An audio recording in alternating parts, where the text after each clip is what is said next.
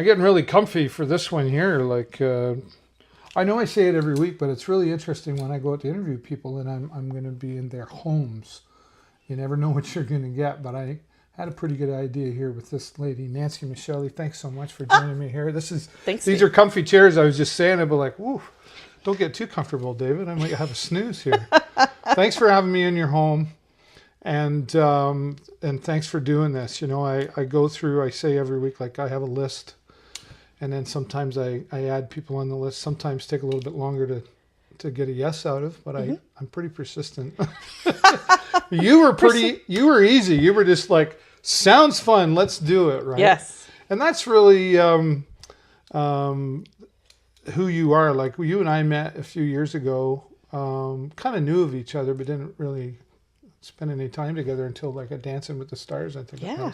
Yeah. But you're a fun person. Thank you. Right? Yeah, I think so. That's a fun intentional, person. Isn't it? I am. It's life is too short.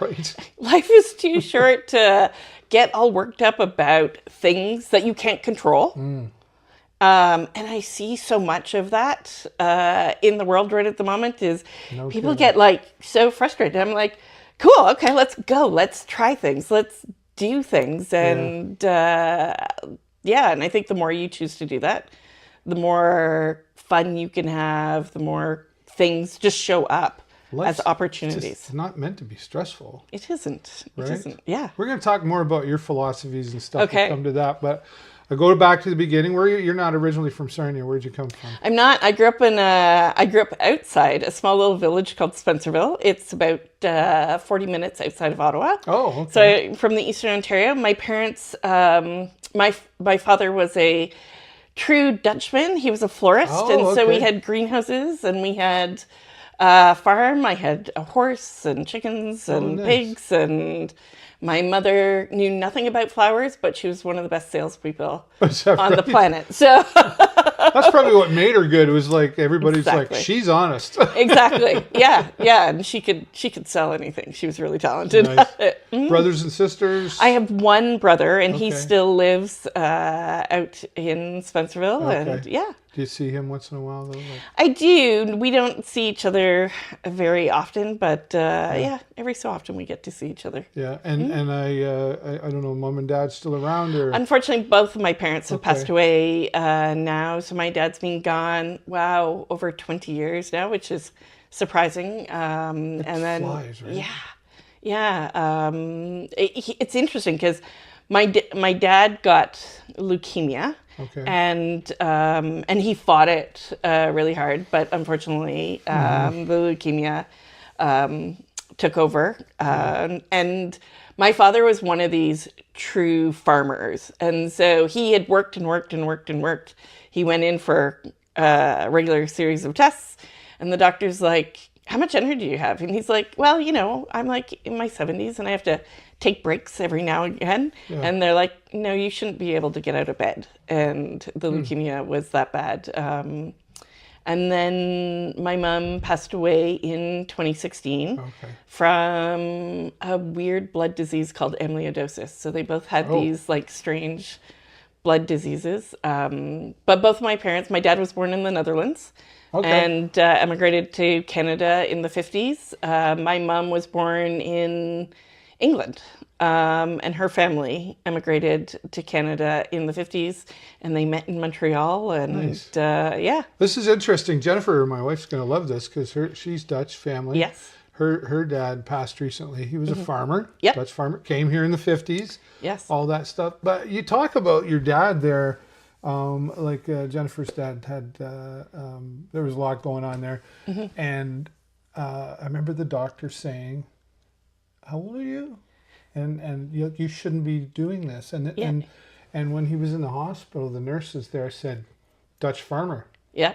Hard, any farmer really. They work so hard, their hearts used to work and all that. And so isn't that interesting? It's really interesting. And I look at my husband Vasco. Yeah. His mom, we moved her last year into Fairwinds. She's in her 90s. Wow.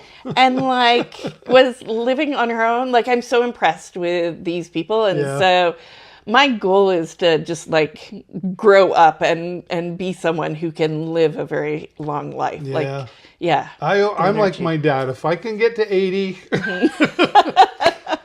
anything past that's bonus. That's Yes. the way I look at it. Yeah. But that's now your parents with you and your brother. Like, is there a big age gap between you? and your There's brother, 3 or- years Yeah, that's between not too us. bad, Yeah. right? So, Yeah. My brother trained to be a mechanic, stayed home. I went off to engineering school, but Yeah. we were like from the moment we were born, we started working. And so I think Right. people you got child labor going. That sounds Exactly. like a Dutchman. I was I was a Picking true rocks and stones and all that stuff. yeah, exactly. And we grew fields of flowers and we had lots of greenhouses. Yeah, We did cut yeah. flowers, was the main business. And so, yeah, I spent most of my childhood on my hands and knees, weeding flowers, doing all of that. They sold the bulk of it on the farmer's market. Oh yeah. So we were very big into the farmer's market. And we were just farm kids, right? Like you just did that. My mom had us very active in things. So That's like a my good thing, though. yeah, my brother played soccer. I was very much into Girl Guides, into high school band. Oh, okay. I did Girl Guides even when I came to Sarnia. I was still working with the Girl Guide organization. So they had us very much volunteering, very active in the community, and that's So I was going to say, because you're pretty community oriented with a lot of things around town here too, and is that where that came from then? That family I think so. upbringing? Yeah. For my mom, it was a really important thing to give back to the community of where you live. And my father really felt that both of my parents had this sense of duty to what it is. They had very strong purpose, connection. My mom, especially in the volunteering world, and my dad very much in the flowers and that growing something beautiful for people to have. And church on Sunday? Church on Sunday. It was interesting. So my mom was Baptist and my dad was Catholic. Oh, wow. How'd that? Wow. Okay. Which is really I would have interesting. said, even Catholic from opposite ends would have been. Exactly. And when we were really little, the Catholic priest had a really heavy Dutch accent.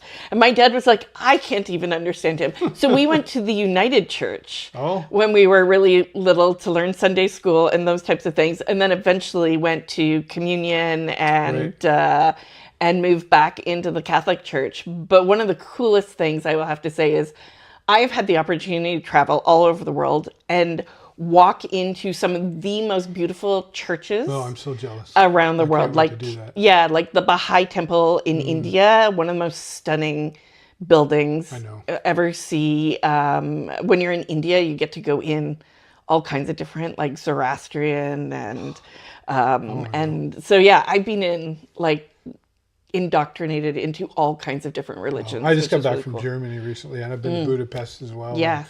The history, the buildings, if you love history, Yeah. and food, right? Yes. Of course.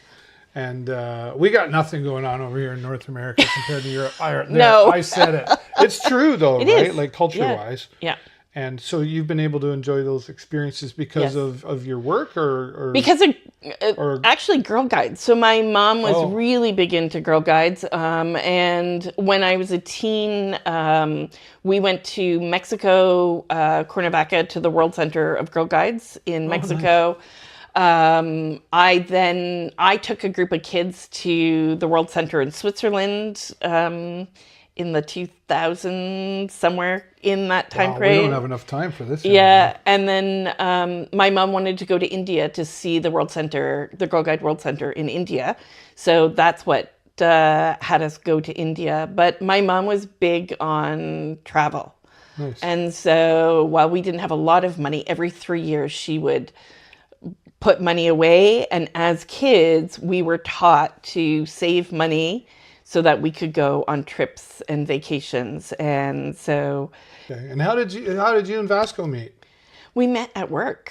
So when I came here as an engineering student, Vasco was one of the operators at Bayer.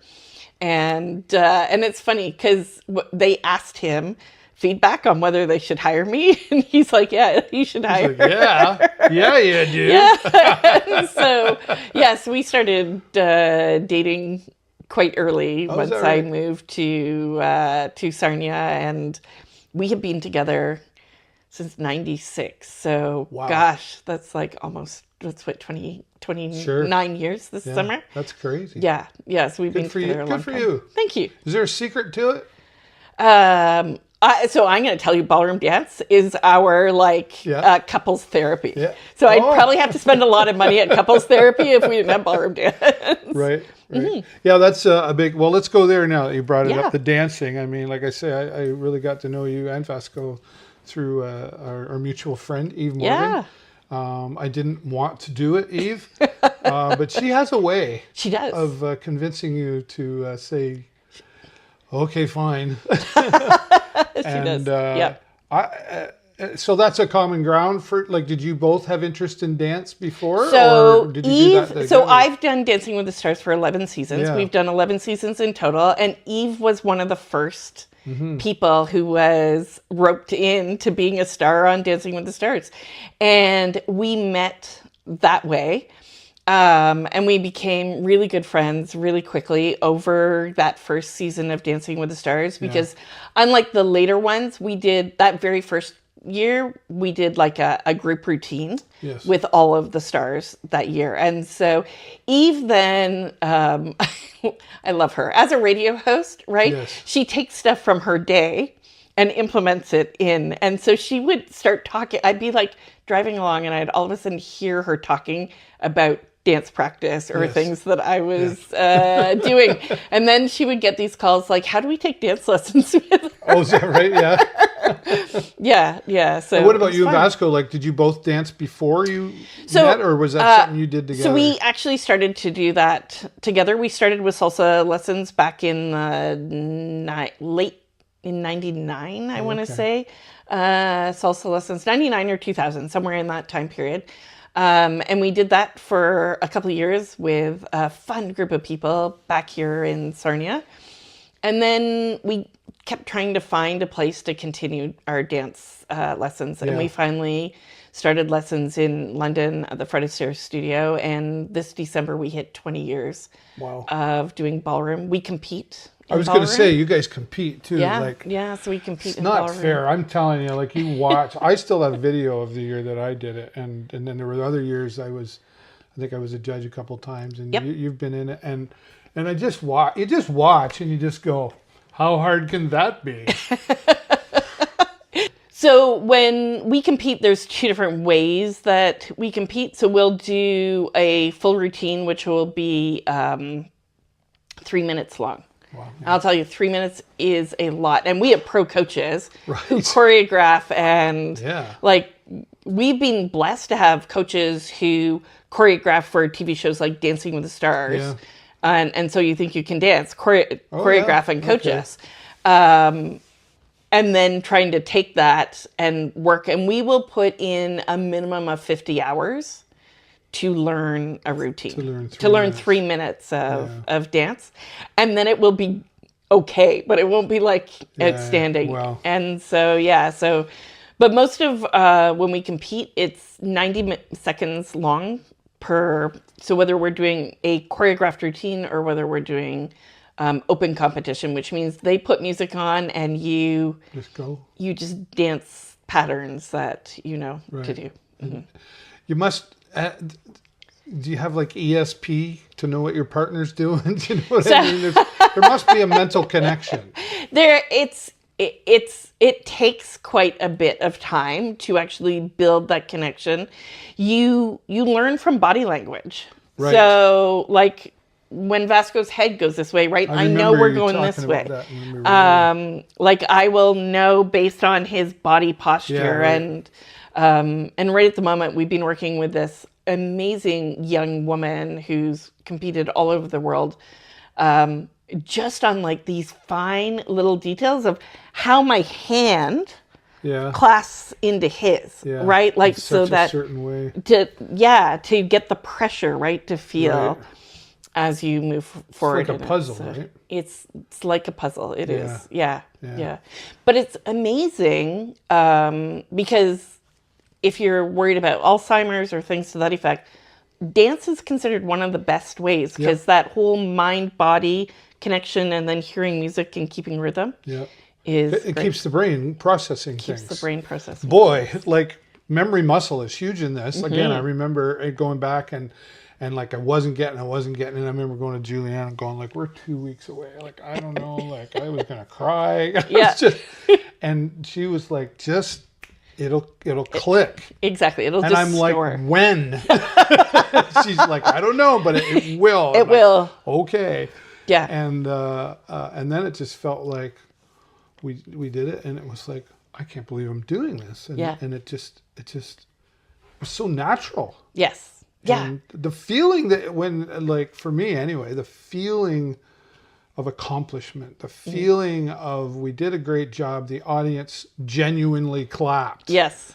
And that's is that what is it for you that you get the most out of doing that? You know, when we get it and we succeed, it's really great. And you know you nailed it. And I know I nailed it. Yes. The challenge is a lot of the times we don't nail it, right? But nobody else knows that. We'll do. And one of the challenges is nobody knows whether you've messed up or not, right? Yeah. And so for me, one of the challenges is still keeping that poise and posture, even though I'm like frustrated with what we've done. Because I have a tendency to be a bit of a perfectionist.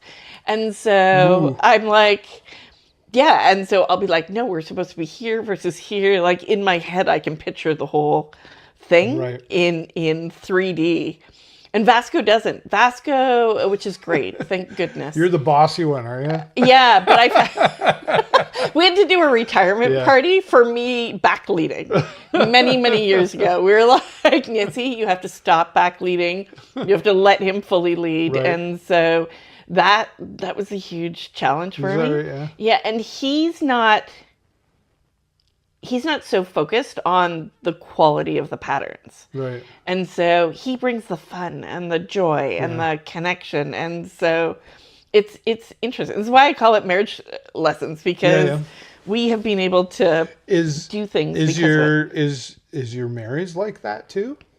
Oh, there are moments where I just want to strangle him, and I love him dearly. But yeah, I'm like, yeah, so he just seems so casual. He's relaxed. He's just that nice, casual. Doesn't seem like he would get too upset about too much. No, he doesn't. We used to like butt heads quite a bit when we were really young in our relationship, but it's calmed down significantly, which is good. It has, or you have? No, I think it has. I think, as couples, the longer you spend time together, right, Absolutely. the more you like... You just start to get it. You start to get it. You pick and choose things, don't you? Exactly, you just right? go, yep, see you later. Yeah. Like, I can't change who he is. Right. But I can start to learn and understand and accept him for who he is. And when I do, that's when he's in his best. Yeah. Mm-hmm. Yeah. I've seen you perform, both of you, and it's just like you're just floating up there and you're just going, wow, like I have a real appreciation for it, especially again, since I did it the one time. Really appreciation went from here to here, right? The engineering. Yes. What got you started? Was that something growing up that you were like, I want to be an engineer? Or did that just come from... So here's what's really funny. I wanted to be a pathologist when I grew up. Oh. So I love puzzles.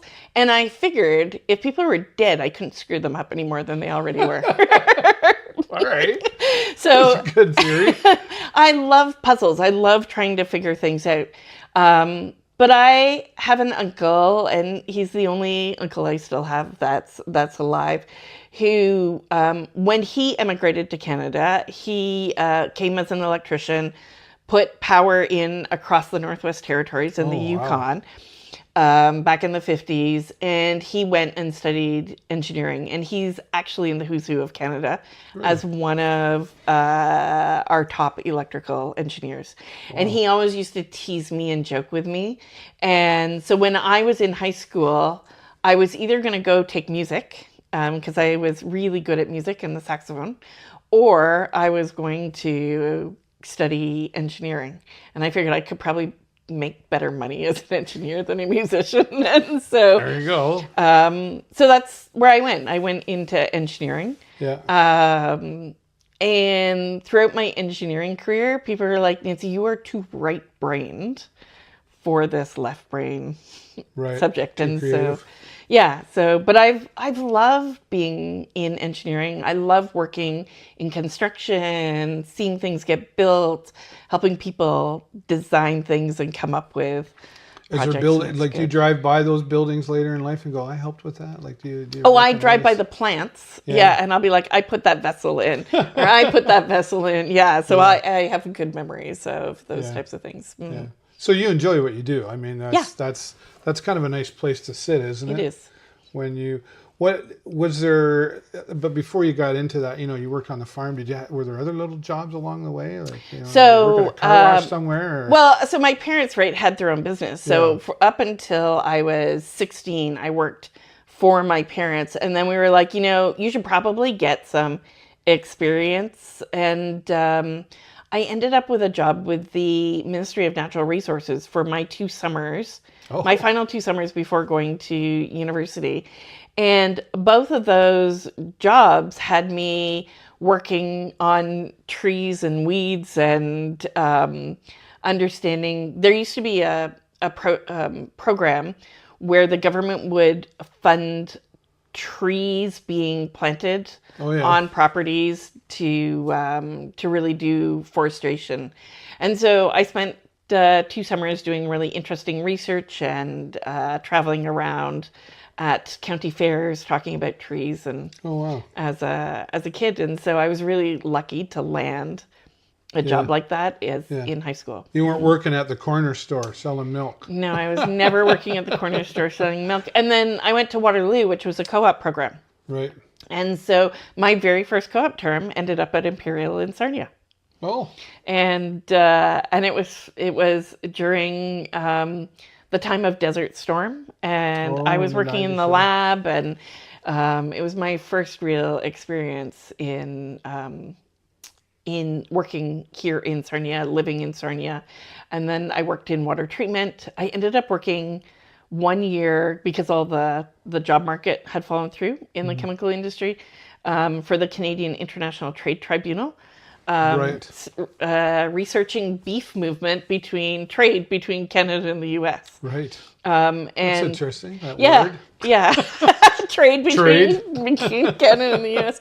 And it's because for beef to get from Alberta to Ontario, it would travel through the U.S. to get here. Oh. Right. So there was all of these different rules and so I learned a lot about tariffs. And then I did my last 2 co-op terms at Bayer here, and they offered me a job in my last co-op term, and I ended up in Sarnia. Wow. And you like Sarnia? I like Sarnia. What's your everybody has something they like about Sarnia. What's yours? So I like the people in Sarnia. I really do. I like having the lake really close. Right. The fact that I can minutes down the road. Yeah, that I can be in the U.S. in like 10 minutes. Right at the moment, I can definitely be in the U.S. in 10 minutes. Right. Right. 2 minutes actually. Yeah, Detroit's not very far. Toronto's not very far. London's I think we're in this great little place, and I think this is a great little secret. We are. It's a nice little hub, especially for music and the arts and all that stuff. And there's so much great stuff here. Yeah. Here, I'm going to touch on this. We don't have to. Lately, I've been, and I say this, we don't have to go down any rabbit holes. But you mentioned tariffs. Yeah. I mean, everything's going on right now between our 2 countries. Yep. Are you? How do I ask the question? Are we going to be okay? I think we're going to be okay. I think as Canadians, we're resilient. And I think we have been we've been really kind of relaxed for like a number of years, right? It's been easy, this type of thing. I think, Have we been spoiled? I think we have been spoiled, right? It's been like, are there issues? Oh yeah, there's always issues, right? It was the year I was born. But I think some of this is going to be good for us. Yeah. And I think of this kind of like, even when you sometimes get fired from a job or you break up, right? You're in this path of like, oh yeah, this is how we go and everything goes this way. And it's until you confront something that's a challenge that you actually start to grow. And I think as a country, we have an opportunity to grow by not just having a connection with the US as the people who we're with, but how can we get out broader? And I think this is an opportunity for businesses and leaders to really step up in leadership and show what Canadians are made of. I love that. That's you're a philosophical gal. Yes. I like that. I'm that same way. I like that stuff, and that's taking a long time ago. I heard one that our advantages can become our disadvantages, and our disadvantages can become our advantage. Exactly. Like if you can't pay your rent tomorrow, Yeah. you'll find a way to figure it out, at least where you're going to sleep. Exactly. But if you're comfortable and things are going, you tend not to look around and go, I want more, need more, whatever. Exactly. And then until all of a sudden something happens. And that's kind of what you're talking about. Exactly. It's like making us think, making us become a little stronger, maybe a Yeah. little even more independent, whatever Yeah. that looks like. Yeah. Right? Yeah. Yeah. And I think the Trump thing is really pushing Canadians to be like, you know what? We're Canadians and we're happy being Canadians. And that excites me. Like it feels like there's an energy starting to build. I agree. Like I'm not a fan. I'm going to be honest. I'm going to get beat up. I put something out on my Facebook. I try to be positive most of the time, but I'm also pretty blunt. This whole elbows up thing. Oh yeah. Like how about we're just Canadians? Yeah. Like it doesn't have to be elbows up. Exactly. Like it should have been elbows up the whole time, right? Exactly. Like that whole thing that you just talked about. And I don't need a slogan for it. It's like we're Canadian, eh? Exactly. We know it. Actually, the world knows what that means. Yeah, and you know what? The world likes us as Canadians, right? Yep. And so that is, I think, our advantage. It's just 100%. And we have brilliant people Yep. in this country. We have some super brilliant people. And when we can challenge all of ourselves to start to think about opportunities, how can we grow this country? How can we solve problems? We're a country who solves problems, right? Yeah. Like we're the country who put the space arm on the space station. Yep. Right? We're the country who We've got Hatfield, man. yeah, right? Like we've got Hatfield, right? Like but we have so many great innovations and businesses and like I look at Medicine Hat, and if we could be more like Medicine Hat has some of the top entrepreneurs. Oh, is that right? And small businesses that have started up. It's really fascinating. And so we have this ability, and when we come together as a country and say, you know what, let's try and do this. Let's do different things. I think we can start to really perform. And because we're generally well liked around the world, we can easily build relations. And when we start to be like, okay, I'm going to get out of my shell and my bubble, comfort zone, out of this comfort zone, and I'm going to try things and push things. Like I'm constantly trying things, right? Like I trained sommelier. I've trained in hypnosis. I've trained in all kinds of different things because I'm constantly learning. I love to learn. And I'm now trying to study marketing. And I'm fascinated with marketing. We're going to be talking more, I can already tell. Yeah. So, you like getting in here? Yeah. Yeah. Yeah. And so I truly believe that when companies, when organizations, when leaders step up and say, you know what, we can make our organization great, we can create new things that have never existed before. Like we created the BlackBerry, right? Like really we're like one of the big founders of a lot of the iPhone, the technology, right? Yep. That we have. And we need to own that, and we need to like be like, okay, I'm going to do I think more we of don't that. typically shout from the top of mountains, No, we don't. like some countries do, right? Yes. And I guess that's good and bad, like to it, right? You know, but I agree. I think we need to say, hey, we did. Like, I don't think anybody remembers the Space Army, No, and that's like huge. it is. Of what we accomplished, It right? is. You know, and I think I don't know if we recognize our leadership enough in this country. I think it's pretty much what you're saying, Right. You know, and when we say leaders, we're not just talking politicians. We're talking entrepreneurs and Exactly. the community side of things. Like I always found, and it comes up every time. Like Sarnia is just great for coming together when in need, even if we don't like each other. We just know Exactly. how to come, We'll still just do put it, that right? aside, and we'll come and Come we'll do together. that sort of stuff. Have you lived in other communities, or have you mostly just been in Sarnia? So I've lived home. I've lived in Waterloo for a long period of time, and then in Sarnia. And I've had the opportunity to live in Ottawa for a co-op term. Right.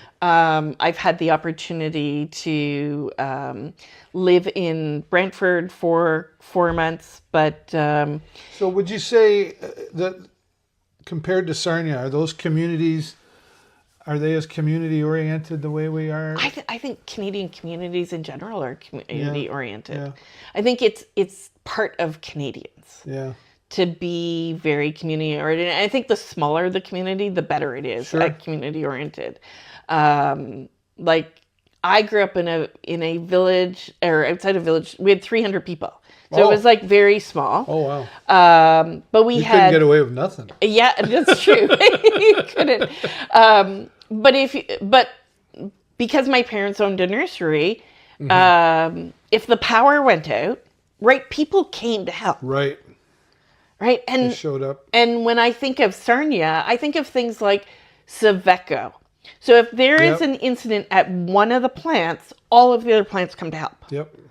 Right? Like we work together, and I think we can work together to solve. I was part of the radio. We'll give shout out to the neighbor, Bill Ho. Yeah. Bill's great. He's 90,000 years old, and he knew me when I was in my mother's womb. Like, Yes. You know, and I'm a ham radio operator as well. Yep. So I remember you talk about Sveco, and that was like the radio operators came in, and we were a part of that. We were brought into that, asked to be a part of that by Yes. the police and everybody else in Yeah. Sveco, and I remember, like, I was about 21, and I remember feeling that, like, wow, this is what a thing to be a part of, or Well, at least have the opportunity to exactly. be a part of it. And Saveco and the way we do safety in Sarnia in the plants and the IEC was then modeled in I was Texas. going to say it's modeled, yeah. Right? Like we created Still these is. ideas and they are modeled in other places. Our And- fire, like the Yeah. fire departments alone, like we have, here at Exactly. the college is one of the top fires next to Texas. Right? Yeah, exactly. And so this is the stuff that we have, and we don't even recognize how great it is. Yeah. And so I think we need to spend more time in our communities recognizing how great the different parts are. Because it's so easy for us to complain and get into this mode, right? And point fingers and point blame at others. And I'm like, there's a part of me that's like, this is the time where we get to be excited and we get to challenge and do that. And Is it a rebirth? Maybe a rebirth opportunity? maybe, yeah, Or maybe it is a rebirth. I don't Maybe know, it's with our philosophy still in there. And I Yeah. don't know. It's going to be, well, of course, as a time of recording, it's the day after the election. Yes. Right? Yep. So, I mean, I'm on Facebook all the time because that's part of what I do, but Yeah. I don't go down the negative stuff. I don't either. you know me, I don't do negative, right? Yeah. And if I do, you're not around for very long. Yes. Yeah. But, people are angry. Well, Are we divided now? Because it was kind of close. so it was a really close election. Right. I think that's really kind of cool, right? Is Yeah. like even if you look in Alberta where it became very conservative, right? Yeah. I was actually looking at the polls and they are like still close neck Yeah. and neck in those countries. What I would say is we for the first time have two strong leadership parties. And if they can learn to work together as opposed to look in opposition at each other all the time, two heads are better than one. That's kind of my Right? thinking. That's my philosophy of it. I'm like excited about this government, and I know lots of people are not. But here's something fascinating, okay? Because I study hypnosis, I study marketing, I study neurolinguistic programming. Every time somebody puts up a sign that says no to this person or some negative language to this person, F Trudeau. Right. Whatever. what people don't know is from a mental processing standpoint, we don't process the negative. So what they don't know is they're actually promoting the opposition party without realizing that that's what they're doing. Instead, I'm like, stop complaining about the other party and start telling me what it is you want. Yeah. Because the more we can all start to explain what it is that we want, I think the better we can grow this company. And negative attracts negative. It does. If you think you're putting out a message by doing that, and I'm sure you know this, the mind and the body don't know the difference. Right. So if you're using that negative talk, even when it comes to here I go talking finances, like I don't want to be in debt, I don't want to be broke. You're still attracting that. Exactly. You're attracting exactly whatever Rather it is than, you say. what can I do to make more money? Exactly. What can I? Yeah. So, and I think is social media. I mean, social media gets blamed for a lot of stuff. But it's really not social media, right? No, it's not social media. So a bunch of it is, it's our mind processes. Everybody's a journalist now. Is 80 to 90% of negative things, right? So 60,000 thoughts a day. It's crazy, right? Of which 80% are negative. 100%. And so you we have go to the same school together? I think so. You have to consciously think in the positive. So we've got to flip it. You've got to flip it. You've got to be aware of what it is that you're thinking, and you have to be very aware of what the information is that you're taking in. Mm-hmm. Because if you continue to take in negative stuff, it's like drinking, right? Like we've got glasses of clean water here that are being filtered. Drinking. Yeah, I heard that. My life is so much better. Yeah. And so, but if you're drinking dirty water, right? Like you will, it's garbage the same in, garbage as dirty, out, right? dirty thoughts. And so you've got to really pay attention to what it is that you're consuming and how much time you're investing in consuming that. I believe that people should pay attention to both sides of the argument and just listen openly to it and then make a decision. The challenge with social media is that when you decide to look up something, Facebook, Instagram, Amazon, they're really, really good at be like, oh, you looked that up? Now I'm going to feed you this. And the algorithm starts to feed you. Our Amazon Prime. Jennifer watches all these love stories. Now you get all the love stories. She even said, oh my God, like I don't have an algorithm. She said it yesterday. And she was like, well, yeah. Like, you do have an algorithm, right? 100%. And so. But this is our algorithm here in the body, right? Exactly. We need to program it right. Yeah, and we started talking today about anxiety before we got on, right? And it starts with what is the mind, and it spiral loops down, and it stores in our body as a negative emotion. And our body actually will start to physically react before our mind clues in now what it is that we're talking about. So when people feel anxious, they will actually feel it seconds before their mind realizes what it is. Well, I've always said, we might say to our kids, like, you better change your attitude. Yeah. But it's not the attitude that has to change. No. It's the thought that has to change first. Exactly. And that will then affect the attitude. Yeah. Right? So this leads me into, boy, what a segue into what we're going to talk about next. Is you're doing some, and forgive me if I don't know exactly what to call it, but you're doing some coaching, some online coaching, some of this stuff you're talking about? I do executive coaching, and I specialize in the art of conversation. so many coaches will talk about leadership in a general perspective. Yep. And so what we see in a lot of communications is like, how do you get in front of a room and present to people? How do you get in front of a camera? Those types of things. But if you think about it during our day, 99% of our communication is conversations like this. 100%. And what happens in conversation, and I learned this through marketing. So I studied, as I said, I studied hypnosis, right? I've studied executive coaching. I have studied, I'm now studying marketing because there's a whole language in it and neurolinguistic programming. Yep. But it wasn't until I came across something known as the process communication model that I had this like, oh, that's it.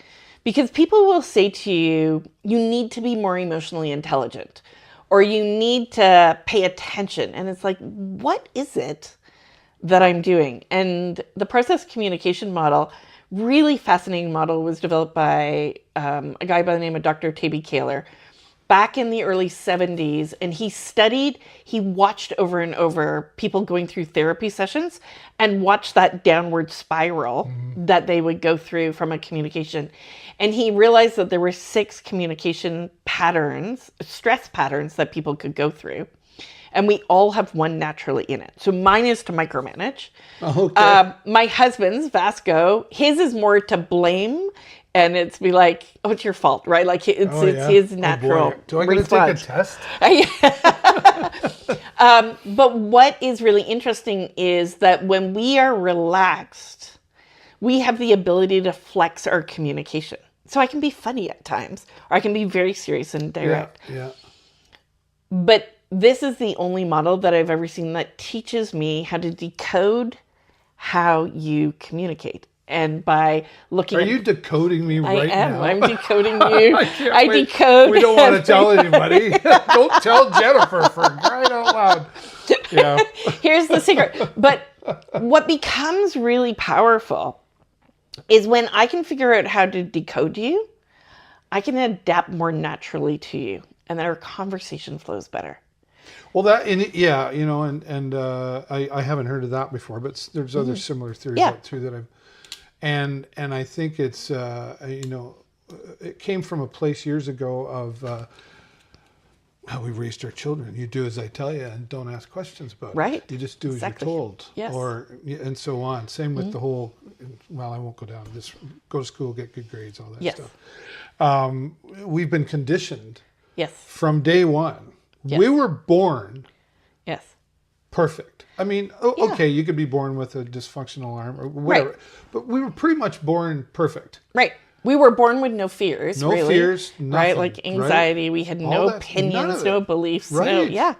We grew into it. Yes. Jennifer says, monkey see, monkey do, right? Yeah. But the conversations, though, to touch on your point, my dad, it's his philosophy. If it feels like it's going to be an awkward conversation, it's probably one you need to have sooner than later. Yes. Are we not having enough awkward conversations? Is that part of what you're talking about too? I think that's one of the things is we don't have enough awkward conversations. Like even politics and religion, the ones you're not supposed to talk about. We should talk about them, I think. We should. Respectfully. And we should do it in a respectful way, right? Where we're open to listen. I think the other problem is we've been told to listen, that we have 2 ears. But listening isn't just about 2 ears. It's me observing your entire body language. Totally. And looking you in the eye. Yeah, and looking you in the eye. In your soul. Paying attention, though, like in all of that, Exactly. Paying attention. Allowing people to fully finish their thought. And then giving a little space and pause to respond back. People are too much in their own heads. And I see this in organizations. We want to be right. We want to be right. We want to prove what it is that we're doing. It's interesting. I hear distress patterns now because I know what I'm looking for. And I'll hear people do things like constantly self-deprecating themselves so that they can be more likable in the meeting, right? Or I hear people going down the path of crusading. And it's like, we must do it this way. Yeah. And it's like, no. Let's have a conversation about your opinion where we have respect to hear each other's opinion. And so it's learning to have better conversations. And I think if we can learn to have better conversations, I actually believe if we learn to have better conversations, we can elevate ideas. I'm totally agreeing with you on that. Yeah, and it's an art. It's a language. Like I'm the guy. I read all the books, and I put some of my own stuff out there too, right? Yep. And I even I tell Jennifer, you better read these books too, because but we all learn it our own way, and we all have our own reason for doing it as well. Right.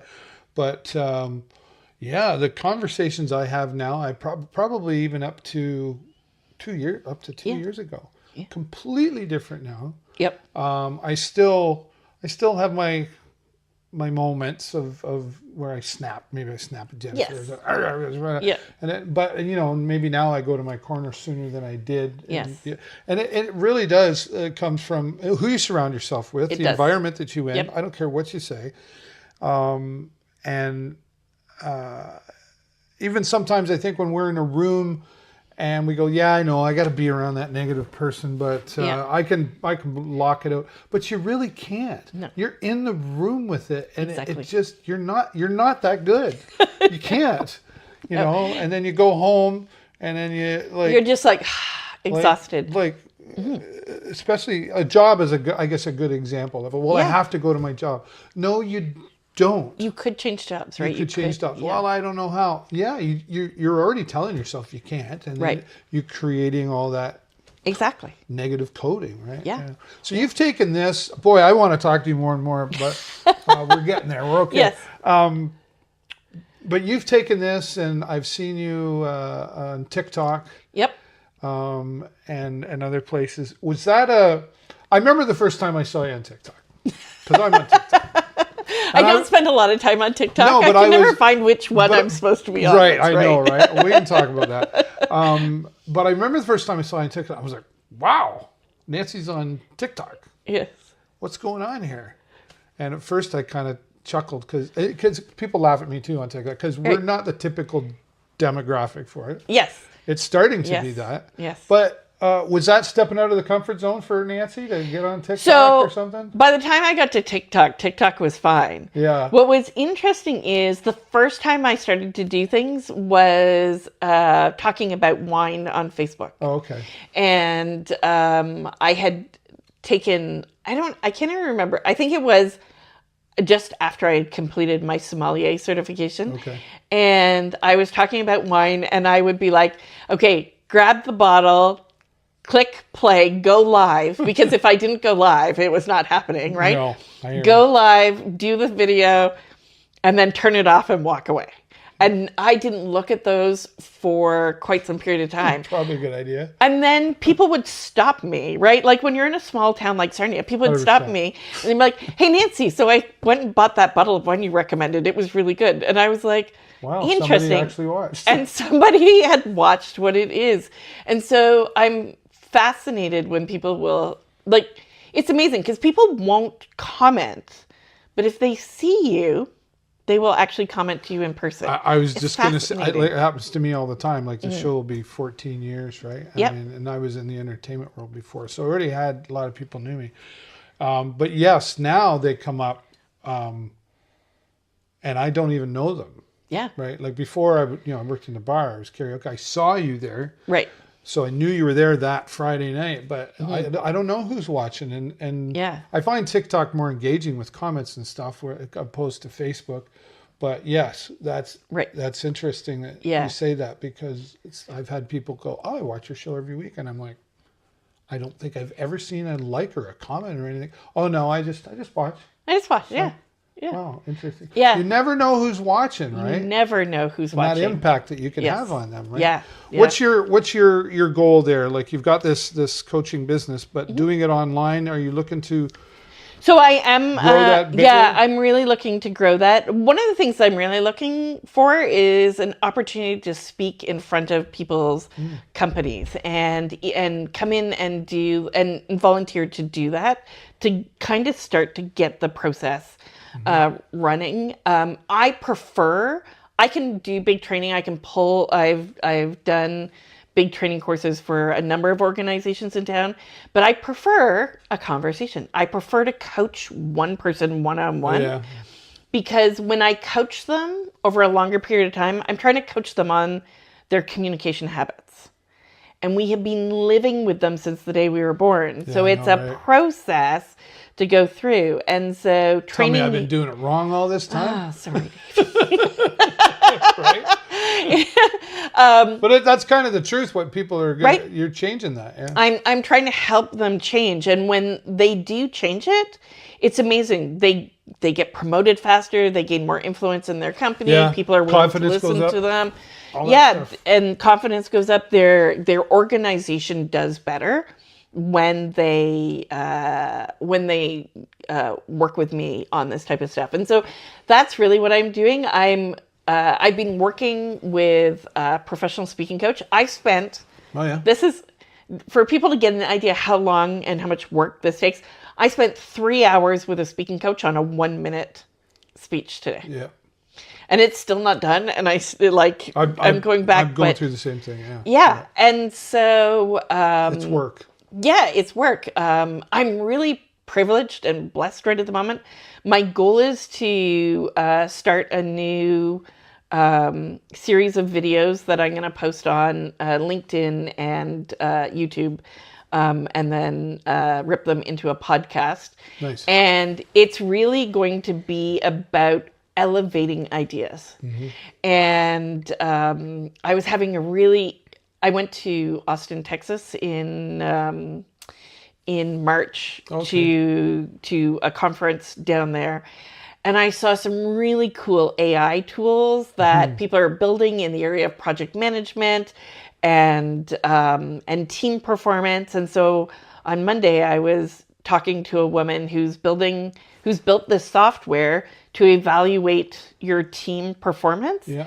And you can use it regularly to see how the team is AI performing. is powerful. It's really amazing.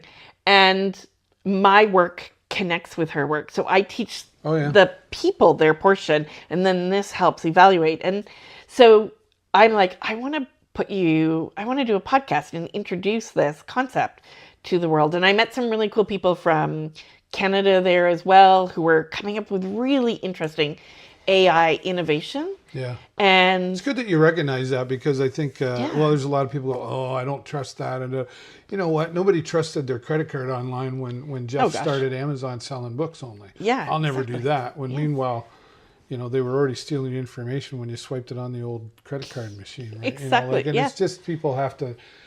Is it going to take Changes. jobs? Yep, it will. But I think it's going to create other jobs. 100%. Right? Like, yeah. They're going to need people to still program them, and Yeah. I could never be a program, but like have it on my stuff phone, is right? so I use easy. my ChatGPT, like I love ChatGPT. it's attached to my hip. The post I'm probably going to make for you for when I put this out is I'll go in and go da da da da da da da, Yeah. and I put my points in, and then it creates it, and I go, wow, that's really nice, and there you go. Yeah. And time saving. Time saving. But I mean, like in the medical world, even like engineering and all that, like the medical world, like to help with diseases and stuff. Exactly. So if we go back to Dancing with the Stars, my partner last Dancing with the Stars was a heart surgeon. Oh, okay. And he said to me, Nancy, heart surgery now changes every 75 days. He says, you can't How go... do you keep up with that? That's the problem, right? You can't keep up with it. He says, when we do an EKG now, he says the ability of what the EKG can tell us and predict versus what it used to do is like phenomenal. Yeah. And so now the heart surgeon, instead of like spending hours trying to figure out what the answer is and may not even know, now has better information to be able to make things move faster and do better and solutions. it's been a for long you. time coming because like it's all Gene Roddenberry's fault, right? Star Trek. Yeah. You know, or Dick Tracy. Yeah. We talked to our Yeah. Or the Jetsons, right? right, all that stuff. Yeah. Like, I'm waiting for the briefcase for the car. But you know, I think it was Emerson said, you know, what a man thinketh can become reality, Exactly. right? You Yes. know, and that's kind of what we're seeing now. It's been around a long, long It has. time, and now it's like, wow, what this can do for us.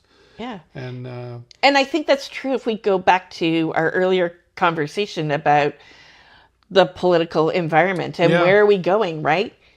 If we start to get out of our way of limiting beliefs and start to be like, what is the vision? What is it that I can think of? What is something that would improve my life and others? Then this is the opportunity to go do it. And here's where AI becomes really powerful, is you can go on to ChatGPT now and be like, hey, how do I put this together?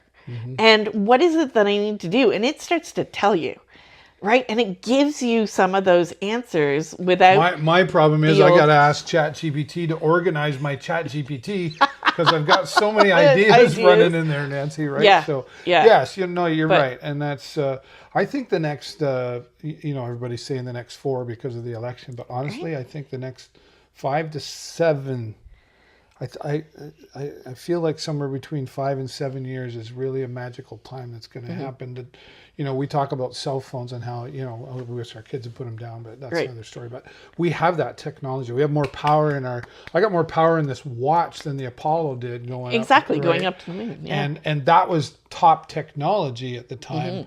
How can we, more technology, like, we're just getting started with this. Yeah, and technology is moving at an exponential rate, which is actually why we need AI. Yeah. Because we do not have the mental capacity to process it. We're not that smart. Well, and we used to say, right, like, I'm going to say this in our generation, right?